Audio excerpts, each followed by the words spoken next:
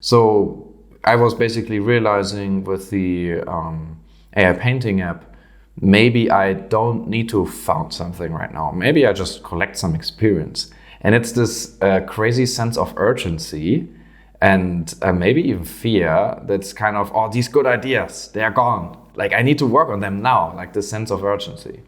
And it was a really, really hard move for me to let go of that.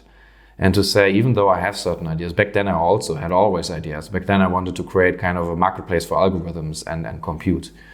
But I was like, yeah, let's just collect experience. And I was recently reading this book Amp It Up from Frank Slootman, and what he was saying is that it's really highly depends not only on your personal skills, but in which company you end up. If you end up in Google, Facebook, some of these FANG companies in the last 10 years, you will do very, very well. Although maybe your output is average. But if you have excellent output and you ended up at IBM, whatever, and the companies haven't grown since then you will also not do that well. And I realized that although I wanted to be the founder, it's a better move to be an employee for a few years and kind of let other people do the expensive mistakes and let me just learn and not being under this high pressure.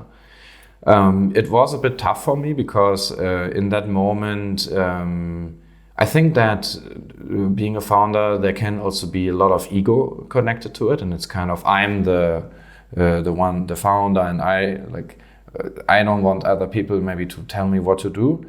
But I realized, hey, again, if you want to get influence, you need to give others influence over you.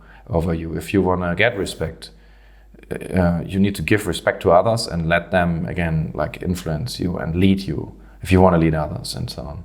And so the number one book that really, in that moment, was exactly what I needed was Ego's the Enemy from Ryan Holiday. Because the number one problem was ego and why I was struggling with that move. And I was seeing some friends who were like, no, I will not join a startup. I will do my own thing. And I was like, okay, but if you bet on the wrong horse, and sometimes I thought that it would be the wrong horse and it turned out to be the wrong horse. And I was like, hey, I was not the founder, but I was at least in a rocket ship here and I learned tons of stuff and was really glad about the experience. And that gave me so much context, so much learning, and like there were so many things that I learned, and I'm really grateful for many learnings.